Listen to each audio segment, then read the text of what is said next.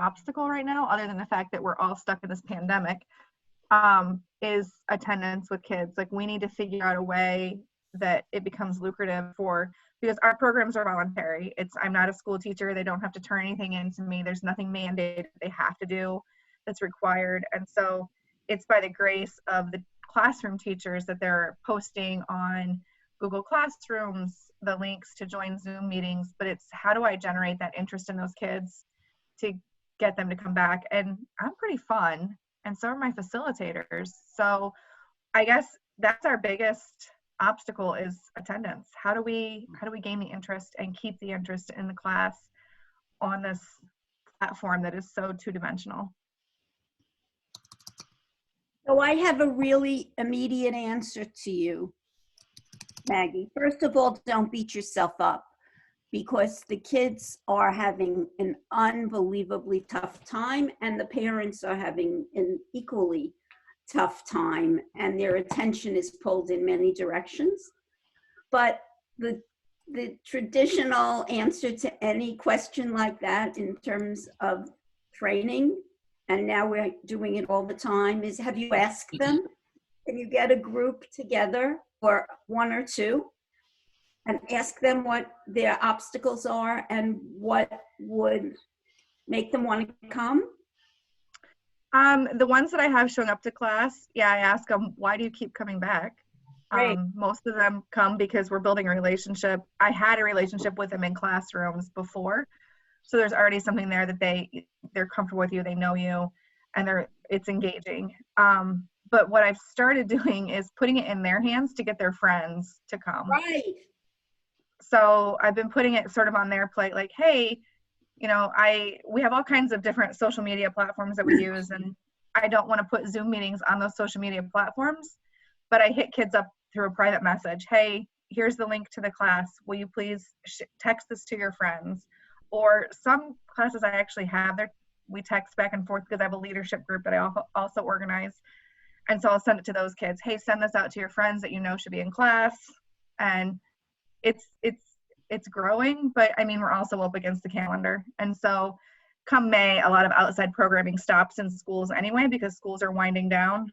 So it's one of those things that we need to be aware of how to develop this better this summer. So in the event, I hope it's not the case, but in the event that we start school distance learning again, that we're able just to get right in and this becomes part of their program. So.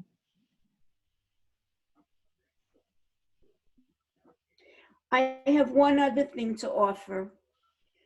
I've been involved with people who are trying to do multi-generational events now, virtually, and engaging people, and they're putting together activities and challenges. So maybe if you put out a challenge, it will encourage them because they're motivated by some result.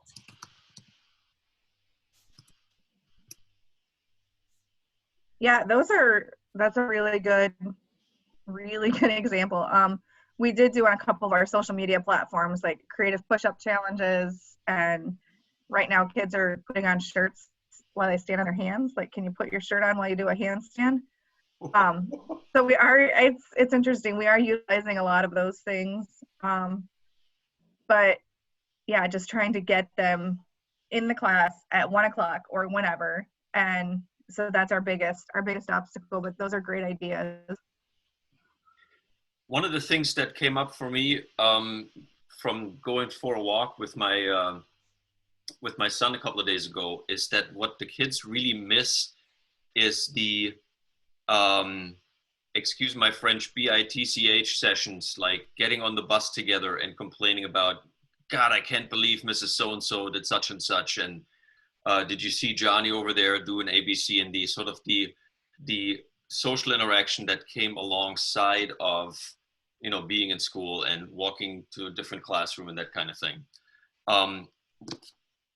And that connects in my head to what some of the faculty in past sessions here have talked about, that they're challenged with, even if somebody shows up, to get them to interact.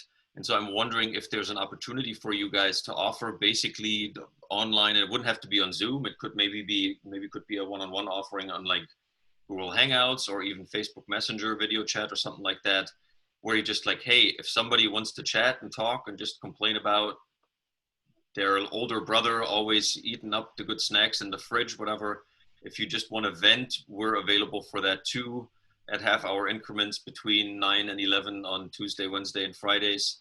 And then use that as an opportunity to invite them, hey, and remember our Zoom session is coming up over here, and with everybody else, or have smaller groups that might be motivated just to want to hang out and chat in a slightly more structured environment than texting their friends. I'm wondering if that would give you any traction. That's a good idea. You know, I'm open to trying to draw anything. I'm hoping that and I don't know where everybody stands on this, but as restrictions are reduced and people are back out in the community, I'm hoping that we can start utilizing just seeing them in the community. A lot of these schools that I serve, I know a lot of the students, my facilitators know the students. So even just organizing events to where they can, how do you safely gather, and putting that out there. So then we can still continue Zoom meetings maybe through the summer with a bonus of, hey, when it's safe, we're going to have a bonfire, or hey, when it's safe, we're going to do these different kinds of things and offer incentives. So then they're showing up. We also are using, which this isn't my thing, I'm not a gamer, but my direct supervisor is, and he is amazing with it. And so he is getting 80 to 100 kids a week to participate in like Fortnite tournaments, where they are winning prizes, but the entry to get in is they have to go watch one of our videos, or they have to participate in the survey, or once they pass this level, then they have to watch another 15-minute video. And so we're able to utilize that and still have our performance measures collected through SurveyMonkey and all those different things. It's just, I'm not actively involved with that, so don't ask specifics because I don't get that one very well. I'm not a gamer. My kids do it, and I just let them do it. There's so I'm in the doctorate program at BG, so that's how my connection came through here. And through that program, we have to take 3 electives, and I know at least one individual, I don't know if there's more, but at least one of our cohort mates is taking gaming, learning by gaming or something like that class right now, and he loves it. And that is something I was just going to suggest because of that younger generation. And I don't know how much you've done any research or articles or anything like that on the whole gaming piece of it, but that's the one thing I just wanted to insert for you too. And I think there's like other, Fortnite is sort of the obvious one. I don't know how popular at the moment Minecraft still is, but there's one gaming mode for Minecraft where you can collaborate. And I know that my kids were sort of really into that for a minute. I don't know if there's other, popular games at the moment that have that interactive component that you could leverage maybe in a similar way for those folks that maybe aren't into Fortnite. Right. See, Fortnite is a like forbidden game in my house until the pandemic hit, because one, when I ask you to take out the trash and you can't because you're in the middle of something, doesn't make me happy as a mom. So we never allowed Fortnite in our home, and now it's here because they're these poor kids. I hear you loud and clear. This is Northwest Ohio, and you never know what you're going to get outside, and so it's here. However, yeah, they are utilizing like NBA Y2K. Nope. What? NBA 2K20. I don't know video games. But they are using some other different platforms. I just let those guys handle it because I have no clue. So yeah, in different games, which is fun, but also like, I also tell them, like, can you make these games at reasonable hours and not 11 o'clock at night? So I fight like being the cool mom and just being a mom. So I have time. Go ahead, Russ. You were saying something? Yeah, I was just saying that I went and searched the internet, and I found the article that Marilyn Lakin wrote. Suddenly discovered that my name is on the paper along with my partner, John Wagner. And it was remarkable because that's the first time in my life I've had essentially a published academic paper, and the only time. And I beat my daughter by about a month when we did that, because I'm not going to get into my daughter, but my daughter was a gig economy worker for 15 years, struggling to make a living, and she became she's quite brilliant. She became an organizer, a shaker and a mover. Jeff Bezos knows who she is and hates her because he stirs up how poorly he treats people in his gig economy site, which is his pet project. And she's been all over the world lecturing on it. So she finally threw up her hands and went back to school to become a lawyer. And she's in the middle of that at age 40. And anyway, so she published her first paper because all the profs wanted her to speak to what she knew. And but anyway, so if you just go to that link, that paper captures a lot of what we said in the book. It certainly captures what we did with Marilyn Lakin's course to deliver it online in a super highly interactive manner. So the paper might be worth taking a look at. It's free. It's a free download from ResearchGate. So Maggie, did you see that link in the chat? That's basically, Yeah, she did. Russ, do I understand correctly? That's basically the research paper that coincides with the book that I referenced on your website? It really does. Marilyn got so carried away with what we did with her, so she insisted on writing this. I think you'd call it a paper, certainly written like a paper, abstract and the whole bit, and she submitted it to this journal, Open Praxis Journal. That's Excellent. An international council for open and distance education. So when you read the paper, you'll get the gist of how far you can take interactive learning online in a course. And blended learning means, and it's all about it in there, but blended learning means we not only taught an online course for an hour and a half each week for 7, 8, 9 weeks, but we had them on LinkedIn in between doing assignments, and in other words, had discussion groups in between the sessions, and we combined different media into a blended learning course. In fact, I don't know if it was that course or not. One of the courses, the very first session was held in class on one of her courses. It may not be the one she wrote up. We did an in-class session, the rest of them were done. And from people all over the country being Canada where I live, we had people registering all across the provinces for the course.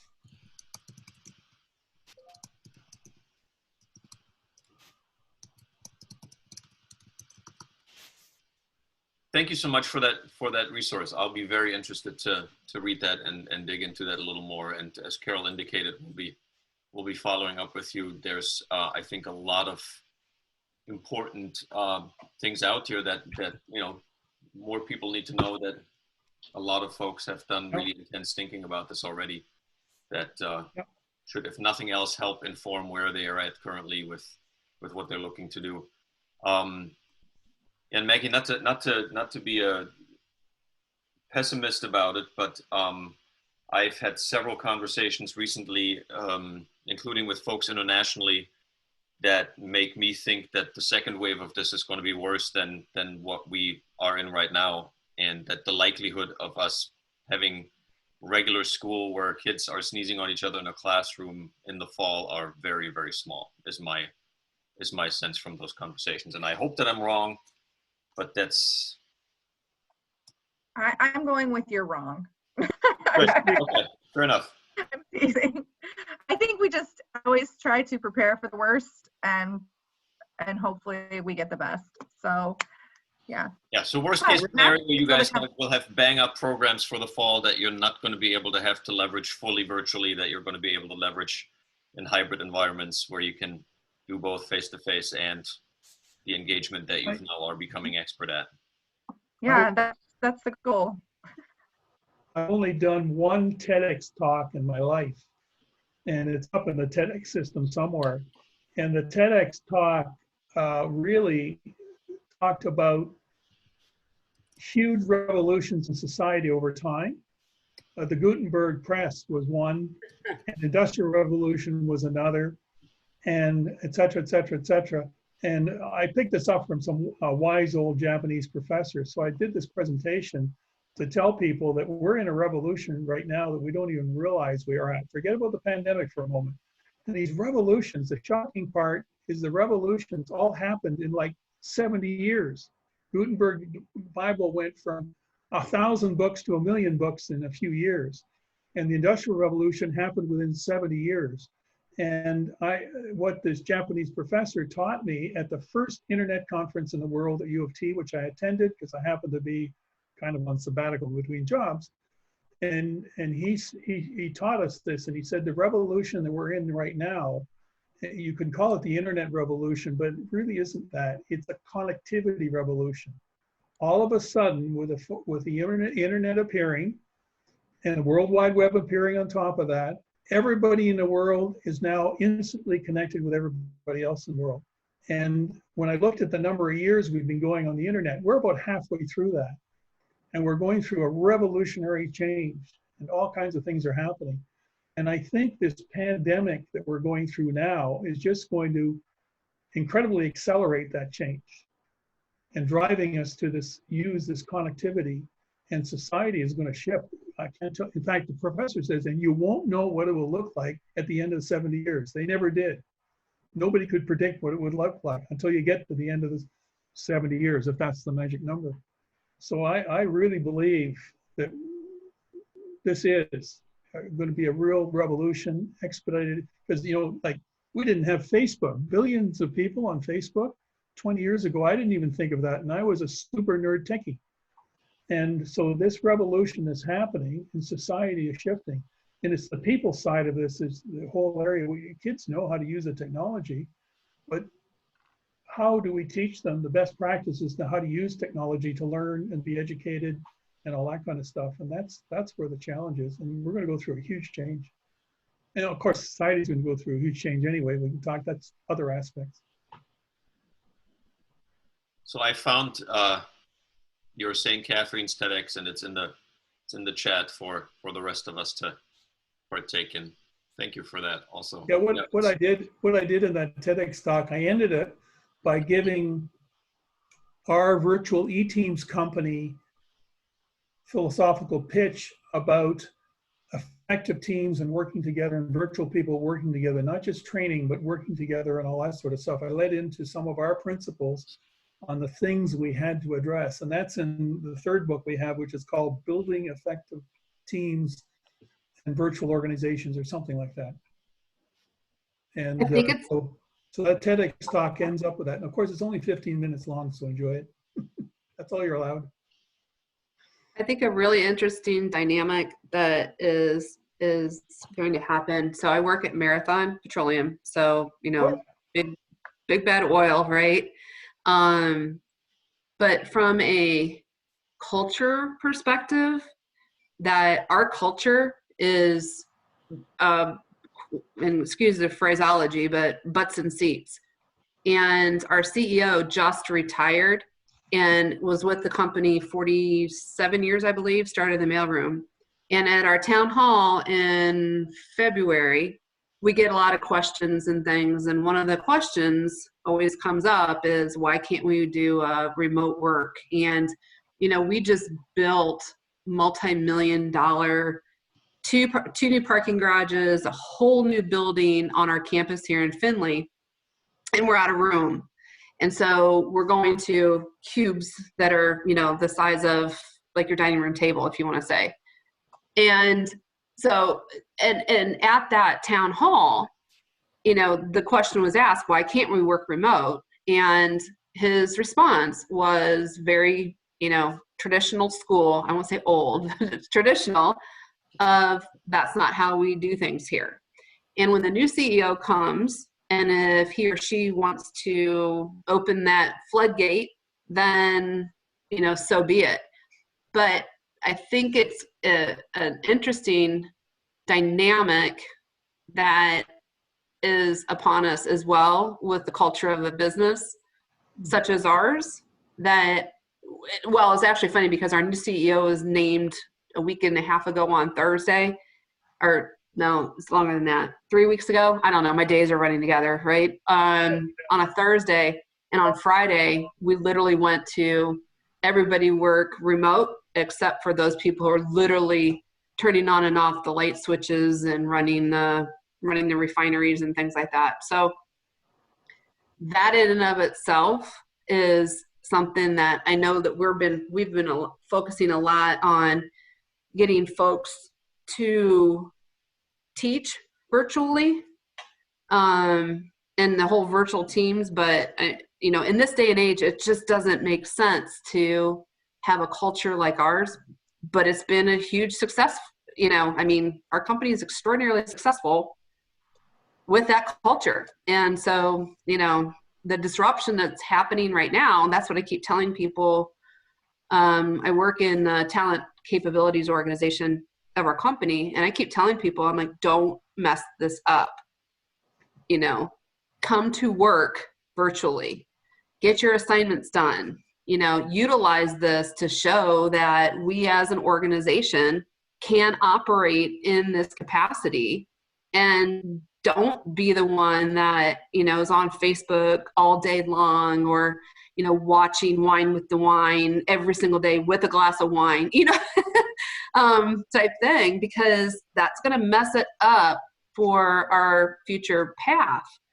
And so I'm like, I would love to do something like that from my dissertation perspective, but I can't. At our company, but maybe some other place that has that same type of. What's your dissertation topic for your PhD? I don't have one really yet. It was looking at a model of engaging emerging leaders, so people who are individual contributors, because we're seeing an extraordinary amount of dollars just being thrown at people who can't lead.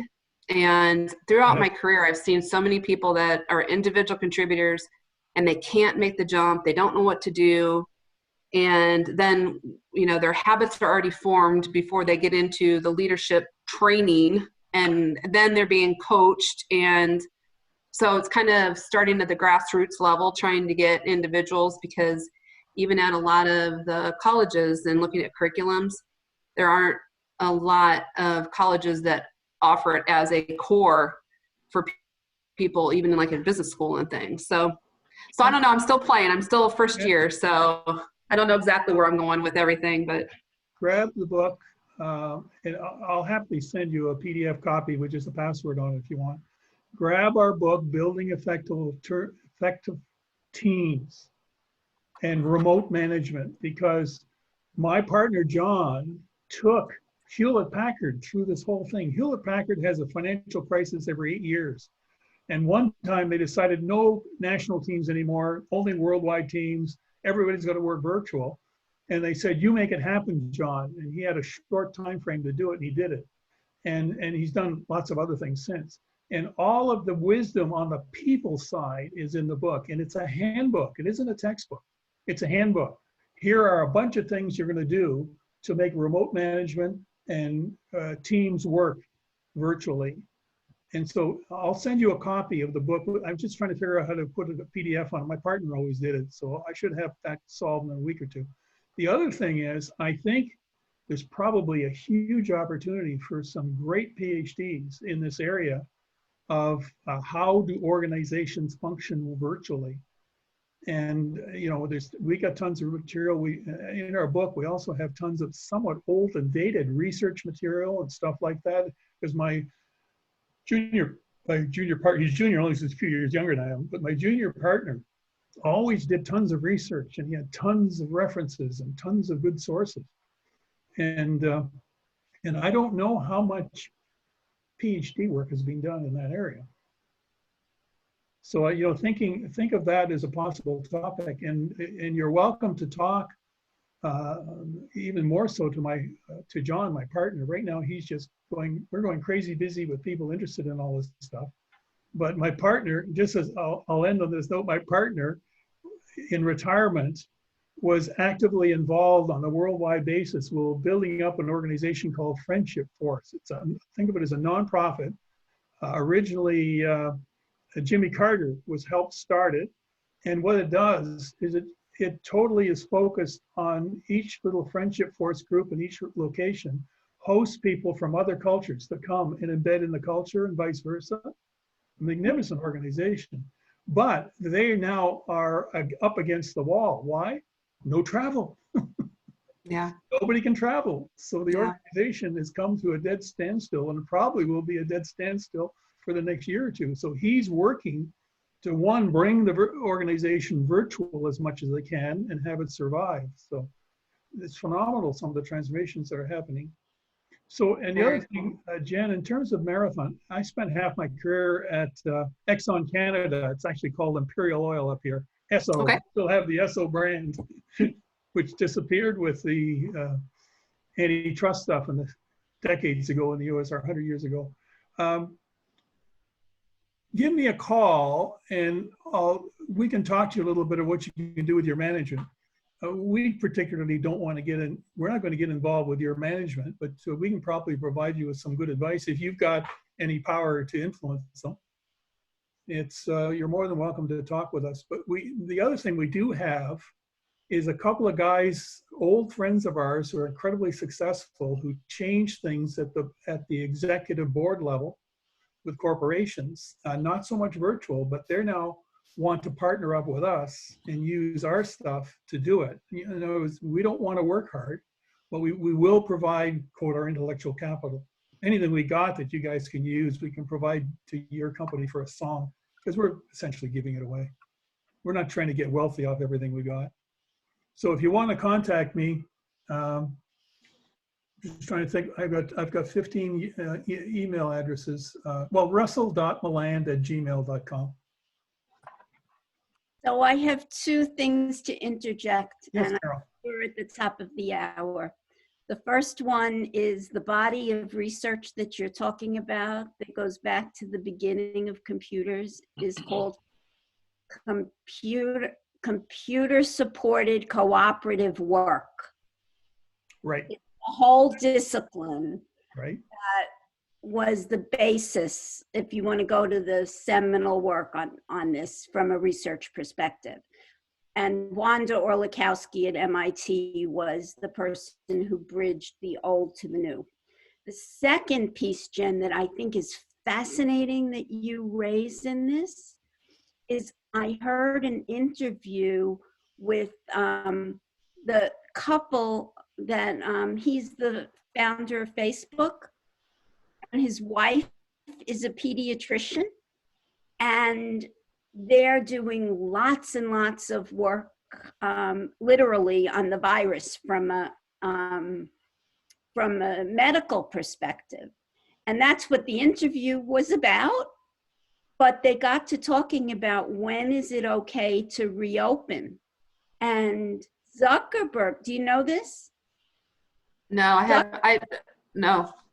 Zuckerberg announced that Facebook employees are going to work virtually at least until 2021 because they are doing perfectly well and probably were doing mostly virtual work before. And he thinks that the tech industry particularly, but industries that are prepared to work virtually should not take bandwidth from people who need to be in physical plants. So it's so interesting to hear how the young technology heads, Gates too, are forging the new cultures. So there's an angle there that might be useful to you practically. Yeah. Thank you both very much. I mentioned extraordinarily appreciative. I mentioned my daughter before. She was in the gig economy, and activists, lawyers, and professors besieged Amazon. They besieged Zuckerberg. They besieged all those people saying, we want to know more about your business. Please give us statistics. We want to do research on it. And those guys said, go away, we're too busy to do that. Go see Christie Malayan, my daughter. Go see Christie Malayan. She's out there and she's stirring up the pot and everything. And so she was besieged by professors. And this is as a stay-at-home mom, a single mom, not single mom, she's married, a worker at home. And next thing she knew, she was flying all over the world to conferences to tell what really was happening in the gig economy. And the professors put her on a whole mess of research papers because she told them, you're wrong. What you're saying, what you're hypothesizing is wrong. Here's the truth. And so she got published. She went all over the world. And this is as just a little worker at home. And of course, she wouldn't go anywhere unless they paid her. And so they paid her to do it. The European Union brought her over for 2 week-long stints to work with the European Union on trying to figure out what's happening in the labor economy. She never got invited to do that at the government level in the US because they don't care. I don't think. Or in Canada, they don't care. But in Europe, they really care. And so she, it's something else. So there's a huge shift going on in virtual work, gig economy, all that kind of stuff, and culture and companies. There are some companies in the world who have no offices. Typically smaller companies, not a big company, but they have no offices. I don't have any examples to give you. I just haven't researched who are they yet. I don't know that I will. I know of several foundations that work entirely in the virtual realm that have, have like a mailbox where you can where you can send stuff, but everything else is happening in the virtual realm. We are 3 minutes over.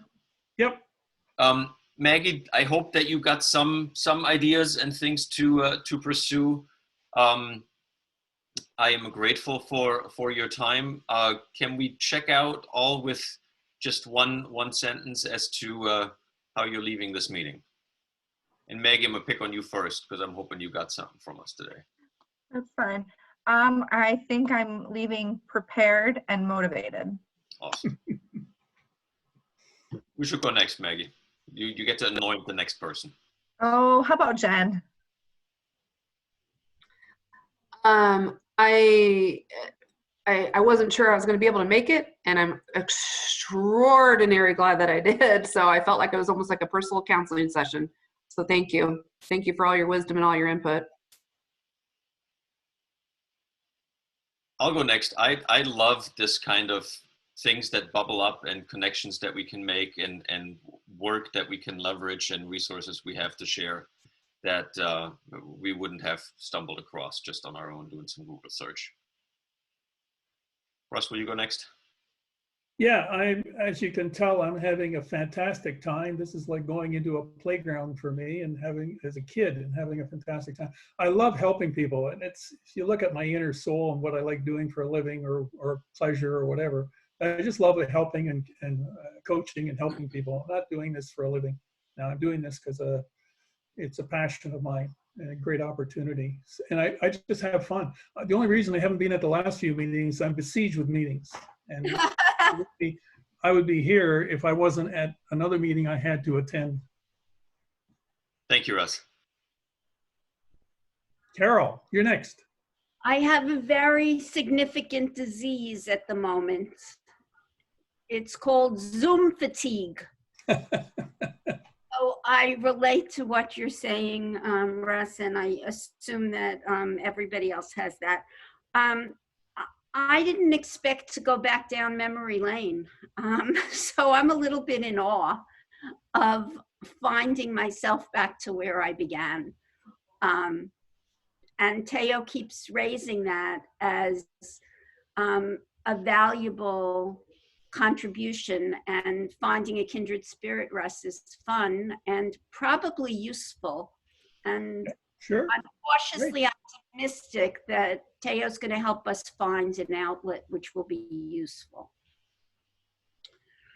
I'm more than cautiously optimistic. We have to be. I'm tickled that there's stuff that comes out of this that wouldn't have otherwise, and so I continue to experience these sessions in sort of the back and forth between an anxiety that helps inform where I'm at and what I need to look at, and a hope that great things are possible that we might not have teased out otherwise. So yes, Maggie, I hope I'm wrong, and that the kiddos will get to hanging out again in the fall. And thank you all for being here this morning, and I look forward to seeing some or all of you again on, what is today? Is Tuesday, right? So Thursday. Yeah, so Theo, thanks for hosting all of these, you and your associates. Steve's one of them, right? Correct. Yeah, Steve's the one that I'm sort of just stepping in for Steve. He's the one that originated the idea and started this. Yeah, actually, John Wagner, my partner, says, "Oh, I know Steve. I associated with it at ODNet." Yeah. Right. Right. Small world. Right. Thank you all so very much. Russ, you'll have something in your inbox at, is it Russell with 2 S and 2 L, Melinda@gmail? Yeah. Russell with 2 S's, 2 L's, .meland@gmail.com. So anybody has any questions, probe me, whatever you want to do, it's fine. So Carol and I would like to do a session with you and show you the publishing platform that we're working on and see what opportunities there might be to get your stuff out there more broadly. I took a look at it. I was aware of it through Deborah before. Okay. And took a look at it when you sent me the last link. But I think having maybe a meeting where we throw up a shared screen. Yeah, absolutely. And we talk about it will help get it into my mind. In fact, I'll see if I can get John on board at the same time. That would be amazing. So you show us what you're doing there, because it had to be a decision between John and I. Okay. John and I consider ourselves equal partners, but it's really John's in this area. John's got 2/3 of the IP, and I got 1/3 because it's really a whole humongous part of it is his. Well, it would be very nice to meet him. Sorry? Yes. Yeah, and you'll meet him. Very nice to meet him. Very good. And I'm grateful to have that potential opportunity. Thank you so much. All right, guys. Appreciate you all. Stay safe. Stay physically distant but socially connected. Here, here.